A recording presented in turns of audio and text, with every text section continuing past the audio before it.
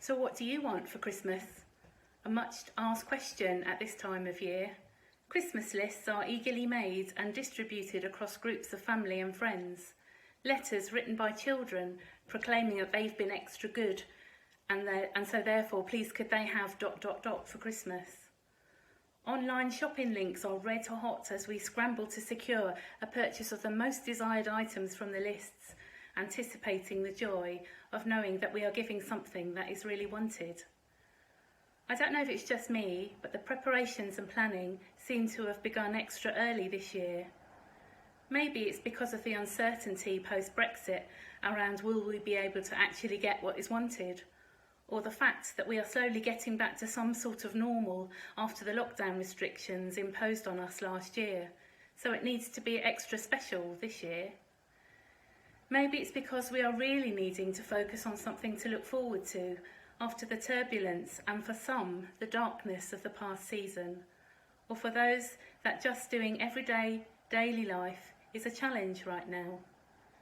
Maybe it's because it feels like our world and our planet, these are such uncertain times.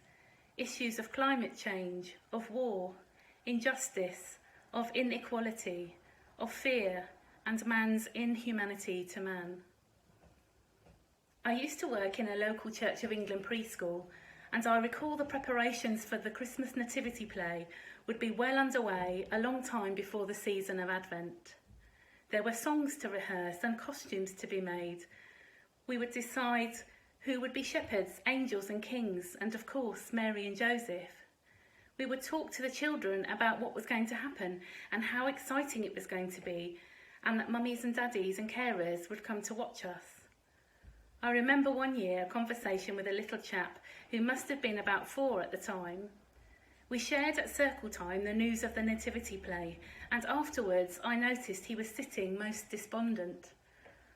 I remember asking if he was okay, and was he excited about the nativity and getting ready for Christmas? He replied, "Yes, I'm excited for Christmas, but do we have to do the play? It's the same story every year." We read in the scripture, Jesus was born to a young, unmarried mother at a time of turbulence, upheaval and oppression. People lived in fear of the authorities. We read about the hustle and bustle of Bethlehem as the town was full to overflowing with people looking for places to stay so they could be registered for the census. The story of the wise men noticing a new star and searching for an unknown new king. The insecurity and fear this news provoked in Herod and its subsequent devastating effects. The poor and lowly shepherds in the fields and their sudden and glorious invitation to meet the Christ child. We are reminded of the prophecy in Isaiah, of God's planning way ahead of the Advent season for the world he loves so much. We are thankful that it's the same story today and every day, and that we are all welcome at the manger.